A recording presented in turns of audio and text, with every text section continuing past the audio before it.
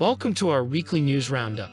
Today, we have a selection of truly explosive topics that are simply impossible to look away from. Alarming signals have surfaced that Russia may join China in the event of an attack on Taiwan. At the same time, the US and its allies are pondering an alternative to China's ambitious One Belt, One Road project. And is America building up its military superiority over China? All this and more is in our exclusive. Stay tuned. But before we dive into the exciting news and important digression, you probably know that companies everywhere are shamelessly exploiting your personal information. But it's hard to even imagine exactly how many corporations are doing it. Dozens, hundreds, perhaps thousands. And most of these companies are so unfamiliar that you probably haven't even heard of their existence. And you certainly have no idea what they're doing with your data. One of the biggest companies unceremoniously juggling your personal information is the well-known TikTok. You've probably heard that TikTok is challenging in court a recent US law that would force the Chinese side to say goodbye to the app, or it would be banned.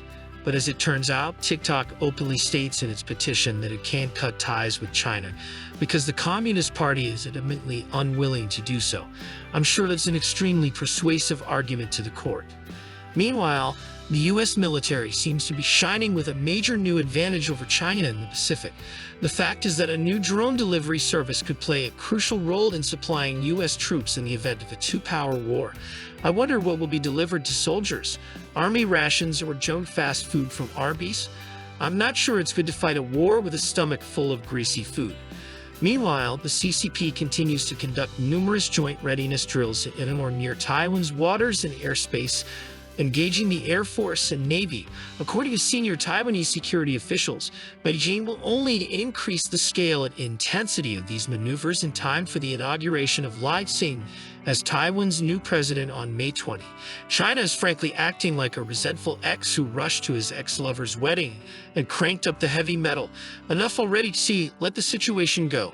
And here's disturbing news for Taipei. Apparently, Russia is nurturing plans to help China in the event of an attack on the island. What, Russia? Invading a sovereign country? Come on, what's next?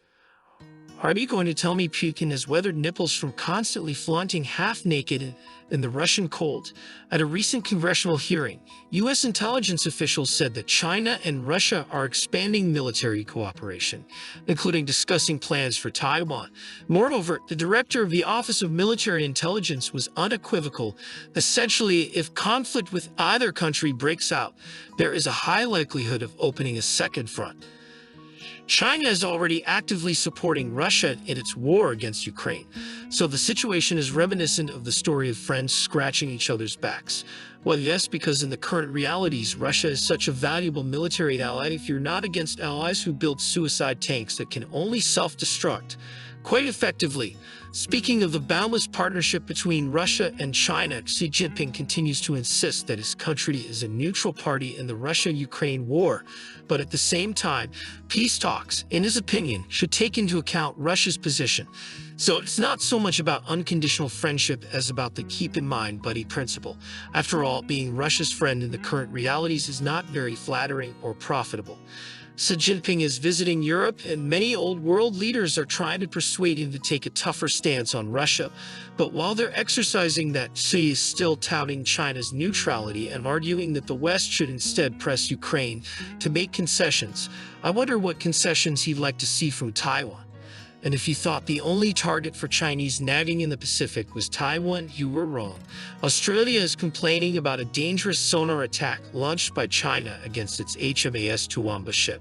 And I too am puzzled why the CCP would even choose to attack a ship with such a ridiculous name. Is it threatening someone? The incident took place in contested international waters near Australia. Wow, China disputes a stretch of open ocean again. Is there even a body of water they don't claim? I wouldn't be surprised if their next move is to take over San Diego under the slogan, "SeaWorld is ours." Ironically, Australian Vice Admiral Mark Hammond raised the incident with Commander-in-Chief Hu Jongming at a symposium in China called Cities of a Common Future. Speaking of China and security, the Chinese Communist Party continues its stunning string of quality infrastructure projects, one of which resulted in a highway collapse that killed 48 people. Recent heavy rains are believed to be to blame, while there could have been many more casualties. One Chinese driver is being praised for helping to reduce the death toll. He used his car to block other cars from falling into the resulting pothole, and his wife got out and warned other drivers of what was happening. The Chinese Workers' Development Foundation and Alibaba Group Holdings awarded the man about $1,400, which he later donated to the victims' families. Because while the communist regime of the PRC is horrible and evil, that doesn't mean all Chinese are like that.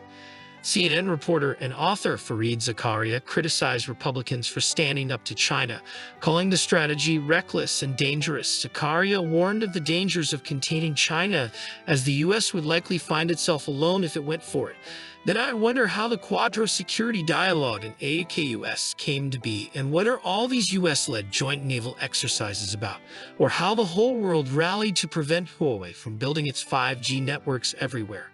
Also, the Biden administration is continuing most of the Trump-era policies toward China, almost as if it's not just a Republican strategy. In the Maldives, which is here for those Americans who aren't strong on geography, President Mohammed Saleh's party won a stunning victory in recent parliamentary elections, which was also seen as a strong endorsement of his plans to distance the Maldives from India and move closer to China. The outgoing opposition parties in parliament opposed the Chinese-funded infrastructure projects Saleh plans to undertake. No doubt Beijing will want to use the Maldives as a springboard to further promote the One Belt, One Road projects and contain its rival India. Hopefully, they will do better than Sri Lanka. China is building up its space capabilities and sending a rocket to the backside of the moon. Isn't it interesting that China always launches rockets to the backside of the moon where no one can see them and then claims they have discovered something amazing there? The unmanned Chang'e 6 rocket launched from the Wenchun Cosmodrome on a 53-day mission to deliver samples from the dark side of the moon. But also on board was Pakistan's first lunar mission with a satellite.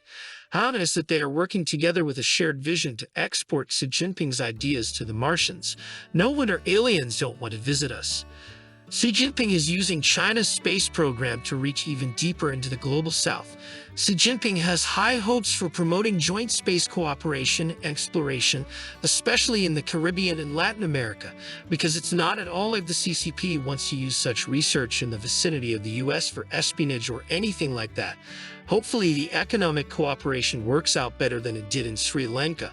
And for any Martians watching this video, if the PDA suggests you build something, just say balalaika, balalaika, balalaika, balalaika. That in Martian means that would be a solid no for me, kid.